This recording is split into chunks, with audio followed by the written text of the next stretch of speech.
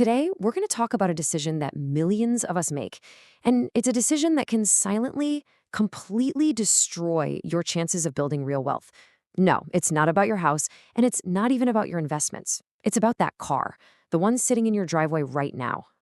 All right, let's just jump right in with the question. I want you to seriously think about this for a second. When you picture the average American millionaire, what car do you see them driving?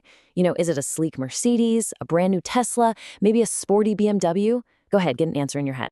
Okay, you got it? If you guessed the BMW, you're definitely not alone. But you'd be wrong. According to years of research from the book The Millionaire Next Door, the single most popular vehicle among millionaires is the Ford F-150. Yep, a pickup truck. And this one, kind of shocking fact, reveals pretty much everything you need to know about the difference between looking rich and actually being rich. So, why on earth is this so important? Why does a simple choice of vehicle matter so much? Well, because it uncovers a fundamental secret about how wealth is really built. It's got nothing to do with flash and everything to do with finance. I mean, think about it, right? Your car is one of the most visible status symbols there is. You can't see someone's stock portfolio, you have no idea what's in their 401k, but you can definitely see the car they pull up in. It's just human nature to want to signal our success, and a car is basically a megaphone for that. The problem is, most of the time, people are signaling a level of success they haven't actually achieved yet. And this desire, this need to look rich, well, it comes with an absolutely staggering price tag. And I'm not just talking about the monthly payment. No, there's a hidden cost that grows and grows over time. And it's honestly one of the biggest roadblocks to ever becoming financially free. And here is the absolute key to all of this. A new, expensive car is not an investment. It is the textbook definition of a depreciating asset. It's the opposite of something like a house or stocks, which can go up in value. A car is a liability that starts losing money literally the second you drive it off the lot. And the numbers, they're just brutal. In the very first year you own a brand new car, it loses around 20% of its value. Poof, gone. By the time you hit year 3, it's lost a whopping 40%.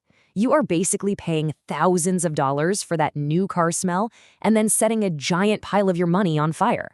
This is where you see just how differently real millionaires operate. The data shows they almost never splurge on cars. They buy used, letting somebody else take that massive initial depreciation hit. They care way more about reliability than a fancy logo, and they try to own the car outright so they're not owned by a car payment every single month. Okay, this brings us to the absolute heart of it all. We're about to break down the actual math that shows how this one choice, what car you decide to buy, can be the difference between a comfortable future and, well, not. So let's imagine two people. Let's call them Alex and Ben. Alex wants to project success, so Alex buys a $60,000 luxury car. Ben, on the other hand, buys a perfectly safe, comfortable, and reliable used car for $25,000. Now, right there, the immediate difference in that one decision is $35,000. For Alex, that money is just gone. It's been converted into a chunk of metal that is losing value every single day. But for Ben, that $35,000 is capital. It's a seed that he can now plant and grow. And the formula for growing it is so simple. You take that 35 grand you didn't spend, you invest it maybe in a simple index fund that earns a historical average of about 8% a year. And then you do the hardest part. You just wait. You let the magic of compound interest do its thing for about 30 years.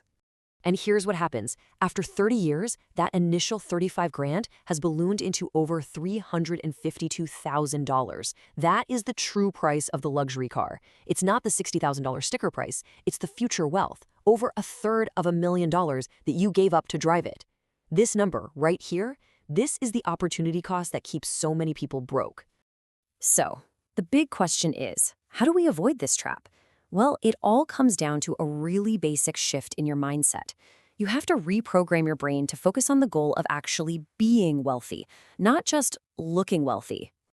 The researchers who figured all this out have a great name for these people. They call them prodigious accumulators of wealth. And they all share this one powerful mindset. They genuinely do not care what other people think about their car, their house, or their clothes. They know that real wealth is invisible, and they'd much rather have financial security in the bank than a temporary ego boost in the driveway. There's a line from the research that just sums this all up perfectly. Real confidence doesn't need a hood ornament. Think about that. When you're truly secure, financially and as a person, You just don't need fancy things to prove your worth to anyone. Your confidence comes from your balance sheet, not the brand of your car. And that brings us to the final, most important takeaway. From now on, before you make any big purchase, a car, a watch, anything, ask yourself one simple, brutally honest question.